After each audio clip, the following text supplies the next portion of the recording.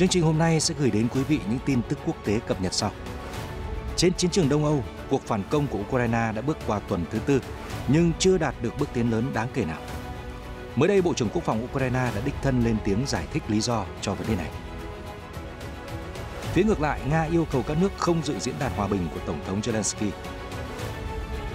Ở Mỹ, Nhà Trắng xác nhận Tổng thống Joe Biden sử dụng thiết bị trợ thở khi ngủ. Đáng chú ý, biểu tình đốt kinh Koran một lần nữa nổ ra ở Thụy Điển, đe dọa trực tiếp đến nỗ lực gia nhập NATO của nước này. Ở Ả Rập Xê Út, người Hồi giáo thực hiện nghi lễ ném đá trừ tà trong lễ hành hương Hajj.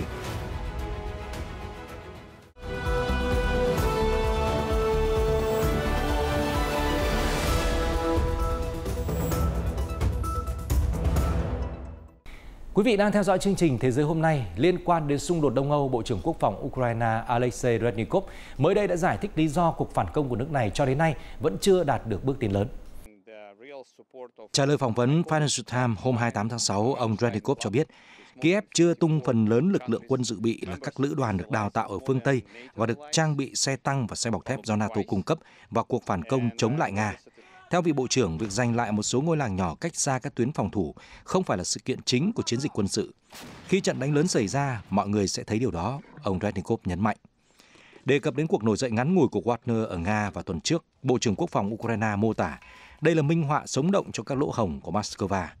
Nó cũng giúp phương Tây thấy rằng họ đang đầu tư vào Ukraine là hoàn toàn có cơ sở. Một chiến thắng dành cho Ukraine là có thật và sẽ sớm xảy ra, ông Reznikov nói tiếp. Đồng thời thừa nhận vụ Wagner nổi loạn không ảnh hưởng đến tinh thần của quân đội Nga ở tiền tuyến.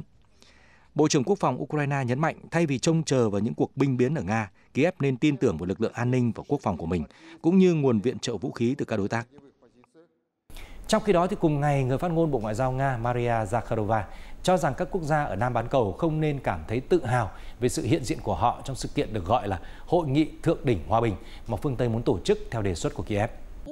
Trong cuộc họp giao ban thường kỳ, bà Zakharova đã mô tả một diễn đàn hòa bình không có Nga là nỗ lực thảo luận theo chương trình nghị sự kiểu phương Tây, và nó sẽ chắc chắn thất bại. Nữ ngoại giao nêu rõ, chúng tôi kêu gọi các quốc gia có trách nhiệm thực sự phấn đấu vì hòa bình và bày tỏ mong muốn đóng vai trò xây dựng trong việc tìm kiếm giải pháp chính trị và ngoại giao cho cuộc xung đột, không tham gia vào một sự kiện như vậy. Theo bà Zakharova, phương Tây đang cố gắng thúc đẩy công thức hòa bình của Tổng thống Ukraine Volodymyr Zelensky như một con đường duy nhất để giải quyết xung đột. Tuy nhiên, Moscow đã nhiều lần chỉ ra rằng công thức này không hướng tới mục đích hòa bình, mà là một tập hợp các yêu cầu mang tính tuyên truyền dựa trên những lý lẽ hoàn toàn sai lệch. Người phát ngôn Bộ Ngoại giao Nga lưu ý Mỹ đã tổ chức hội nghị thượng đỉnh về xung đột Syria với vô số cuộc thảo luận trong nhiều năm qua, nhưng không mang lại bất kỳ kết quả nào. Bà Zakharova nhấn mạnh để đạt được hòa bình, trước hết phải chấm dứt đổ máu và ngừng cung cấp vũ khí. Tuy nhiên, Mỹ và các đồng minh vẫn tiếp tục thúc đẩy cả hai điều này. Theo báo Arab News, Thủ tướng Ý Giorgia Meloni đã có bài phát biểu tại Hạ viện Ý vào hôm 28 tháng 6. Bà đã trình bày với các nhà lập pháp về những nỗ lực của chính phủ nhằm giúp Tunisia nhận được khoản vay gần 1,9 tỷ đô la Mỹ từ Quỹ tiền tệ quốc tế trong thời gian sớm nhất. Bà cho rằng những nỗ lực hỗ trợ giúp Tunisia vượt qua cuộc khủng hoảng kinh tế mang lại lợi ích cho người dân của cả hai nước. Quỹ tiền tệ quốc tế IMF yêu cầu chính phủ Tunisia thực hiện một loạt cải cách trước khi cho vay. Tuy nhiên, Tunisia đang yêu cầu IMF giải ngân khoản tài trợ đầu tiên ngay lập tức, trong khi phần còn lại của khoản vay có thể được thanh toán theo tiến độ cải cách. Rome đã thúc giục IMF phê duyệt vô điều kiện gói cứu trợ ban đầu. Bà Meloni đã có chuyến thăm tới Tunisia vào ngày 11 tháng 6 với Chủ tịch Ủy ban châu Âu Ursula von der Leyen và Thủ tướng Hà Lan Mark Rutte. Mục đích của chuyến đi này nhằm đẩy nhanh việc cung cấp viện trợ tài chính của EU cho Tunisia. Bà Meloni nói, những gì chúng tôi đang cố gắng làm với Tunisia là ngăn chặn một quốc gia vốn là láng giềng của chúng tôi rơi vào tình trạng vỡ nợ. Chúng tôi đang cố gắng làm điều này cho công dân Tunisia và cả cho công dân của chúng ta. Bà Meloni lạc quan cho rằng tình hình ở Tunisia sẽ được đề cập trong cuộc họp của Hội đồng EU vào ngày 29-30 tháng 6. Bà cũng bày tỏ mong muốn Bruxelles thực hiện chương trình viện trợ trong thời gian sớm nhất. Bà nói, châu Âu phải tập trung vào sự ổn định của Tunisia. Đây là mục tiêu cơ bản đối với an ninh của toàn bộ khu vực Địa Trung Hải, trong đó có châu Âu.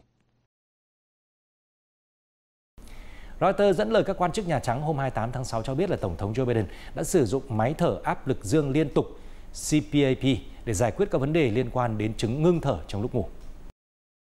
Theo người phát ngôn Nhà Trắng Andrew Bates, ông Biden đã bắt đầu dùng máy CPAP từ đêm qua. Vị quan chức đồng thời nhấn mạnh điều này là lẽ thường tình đối với những người có tiền sử mắc chứng ngưng thở khi ngủ. Tổng thống Biden trước đó đã xuất hiện với những vết lằn trên mặt giống như những người sử dụng máy thở áp lực dương liên tục. Reuters đồng thời dẫn lời một quan chức Nhà Trắng giấu tên tiết lộ ông Biden đã dùng thiết bị trợ thở trong những tuần gần đây để cải thiện chất lượng giấc ngủ. Nhà Trắng không cung cấp về những chẩn đoán cụ thể nào thúc đẩy việc ông Biden phải dùng máy, hay hiệu quả nhà lãnh đạo đã trải qua một nghiên cứu nào về giấc ngủ hay chưa. Theo Reuters, trong bản tóm tắt về tình trạng sức khỏe của Tổng thống hồi tháng 2, không đề cập tới ông Biden có bất kỳ vấn đề nào về chứng ngưng thở hoặc giấc ngủ, thay vào đó tập trung vào những triệu chứng mà ông đang điều trị. Ngưng thở khi ngủ là một rối loạn phổ biến trong giấc ngủ, trong đó có hiện tượng ngưng thở hơn 10 giây, làm giảm thông khí lặp đi lặp lại nhiều lần trong đêm, kèm triệu chứng ngủ ngáy và ngủ ngáy quá mức. Trong một báo cáo năm 2019 do nhóm vận động tranh cử Tổng thống của ông Biden công bố, bác sĩ Kevin O'Connell, phụ trách sức khỏe cho nhà lãnh đạo cho biết, ông đã xem xét việc ông Biden bị ngưng thở khi ngủ, nhưng các triệu chứng về vấn đề này đã thuyên giảm sau khi ông Biden thực hiện ca phẫu thuật đường mũi và xoang. Ông Biden, 80 tuổi, hiện là Tổng thống lớn tuổi nhất lịch sử nước Mỹ. Trong báo cáo kết quả kiểm tra sức khỏe định kỳ hồi tháng 2, bác sĩ Nhà Trắng khẳng định Tổng thống Biden hoàn toàn khỏe mạnh, tràn đầy sinh lực, phù hợp để tiếp tục thực hiện nhiệm vụ. Cuối tháng 4, ông Biden đã tuyên bố tranh cử tìm kiếm nhiệm kỳ Tổng thống thứ hai vào năm 2024. Báo Arab News đưa tin các lực lượng an ninh Pakistan hôm 28 tháng 6 đã tiêu diệt một chỉ huy của nhóm IS và 2 chiến binh khác. Cuộc đột kích đã tấn công vào nơi ẩn náu của các chiến binh gần biên giới với Afghanistan. Quân đội Pakistan cho biết cuộc đột kích được tiến hành ở huyện Bajur, thuộc tỉnh Khyber Pakhtunkhwa, giáp với Afghanistan. Quân đội Pakistan cũng cho biết chỉ huy Safiullah của nhóm IS là một trong 3 phần tử nổi dậy đã bị tiêu diệt. Ông đã bị chính phủ Pakistan truy nã với cáo buộc tham gia tấn công các lực lượng an ninh và giết hại thường dân vô tội. Quân đội cho biết lực lượng an ninh cũng đã thu giữ vũ khí và đạn dược từ nơi ẩn náu và đang tiến hành hoạt động rà phá bom mìn tại khu vực này. Quân đội Pakistan đã tiến hành các chiến dịch quy mô lớn trong những năm gần đây tại vành đai bộ lạc dọc biên giới Afghanistan. Nơi đây từng là nơi trú ẩn an toàn cho các chiến binh địa phương và nước ngoài trong nhiều thập kỷ. Tuy nhiên, các chiến binh vẫn thực hiện các cuộc tấn công trong khu vực. Thưa quý vị, trong một cuộc biểu tình hôm 28 tháng 6 bên ngoài nhà thờ Hồi giáo ở thủ đô Stockholm, một người đàn ông đã xé và đốt kinh Koran. Sự việc này có thể khiến Thổ Nhĩ Kỳ tiếp tục tức giận với Thụy Điển, quốc gia đang trong quá trình xin gia nhập NATO. Theo Reuters, cảnh sát Thụy Điển đã cho phép buổi biểu tình diễn ra, nhưng sau đó họ buộc tội người đàn ông đó gây kích động chống lại quốc gia hoặc một nhóm dân tộc. Hàng loạt các đợt tuần hành chống lại đạo Hồi ở Thụy Điển và quyền của người quốc đã làm phật lòng Thổ Nhĩ Kỳ, khiến cho việc gia nhập NATO của Thụy Điển thêm khó khăn. Trên Twitter, Ngoại trưởng Thổ Nhĩ Kỳ Hakan Fidan đã lên án hành động này và nói rằng việc cho phép các cuộc biểu tình chống Hồi giáo diễn ra nhân danh quyền tự do ngôn luận là không thể chấp nhận được. Cùng với đó, phát biểu với báo giới, Phó phát ngôn viên Bộ Ngoại giao Mỹ, ông Vedant Patel bình luận rằng việc đốt kinh sách tôn giáo là hành động thiếu tôn trọng và gây tổn thương. Ông Patel nói, những điều này có thể hợp pháp nhưng không phù hợp và không nhất thiết phải xảy ra. Tuy nhiên, ông Patel cũng tiếp tục thúc giục Thổ Nhĩ Kỳ và Hungary phê chuẩn đơn xin gia nhập NATO của Thụy Điển nhanh chóng. Ông Patel khẳng định, chúng tôi tin là Thụy Điển đã hoàn thành các cam kết của mình theo biên bản ghi nhớ của ba bên. Cũng trong ngày 28 tháng 6, Thủ tướng Thụy Điển, ông Ulf Kristersson cho biết, ông sẽ không dự đoán cuộc biểu tình này có thể ảnh hưởng như thế nào đến tiến trình vào NATO của Thụy Điển. Ông nói điều đó hợp pháp nhưng không phù hợp, và việc đưa ra quyết định cho các cuộc biểu tình đốt kinh Koran là tùy thuộc vào cảnh sát. Đại diện của nhà thờ Hồi giáo ở Stockholm đã bày tỏ sự thất vọng khi cảnh sát Thụy Điển cho phép biểu tình vào lễ Eid-al-Adha của người Hồi giáo. Hôm 28 tháng 6, những người Hồi giáo đã thực hiện nghi lễ ném đá trừ tà được đánh giá là phần nguy hiểm nhất trong lễ hành hương Hajj, quy tụ một lượng lớn tín đồ đổ về thánh địa Mecca ở Ả Rập Xê Út hàng năm. Nghi lễ ném đá được gọi là Jamarat, đánh dấu ngày đầu tiên của lễ Eid-al-Adha, một trong hai kỳ lễ lớn nhất theo lịch Hồi giáo. Vào đêm hôm trước, những người hành hương đã đến khu vực Muzdalifah và thu thập các viên sỏi. Sau đó họ quay trở lại Mina, cách nhà thờ Hồi giáo của thành phố Mecca khoảng 5 km, và ném chúng vào những cột đá tượng trưng cho ma quỷ.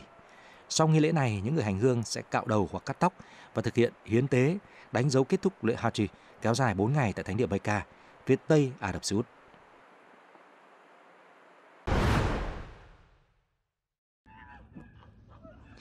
Một con tinh tinh bị nhốt trong lồng suốt 28 năm đã lần đầu tiên tận hưởng bầu trời rộng lớn khi nó được thả ra tại một khu bảo tồn ở Florida, Mỹ. Theo Jeff, tổ chức phi lợi nhuận điều hành khu bảo tồn, con tinh tinh này tên là Vanilla. Nó đã dành những năm đầu đời trong phòng thí nghiệm nghiên cứu y học trước khi chuyển tới khu bảo tồn động vật hoang dã ở California. Tuy nhiên, khi cơ sở này đóng cửa vào năm 2019, con vật và hơn 40 cá thể cùng loài khác phải tìm nơi ở mới. Vào tháng 6, Vanilla và con tinh tinh tên là Shake đã được thả tự do trên một mảnh đất rộng 1,2 hecta thuộc khu bảo tồn Sheep ở Florida. Các con vật đã nhanh chóng hòa nhập với cộng đồng tại đây. Chúng thích khám phá, thư giãn và trải chuốt cùng các con tinh tinh khác.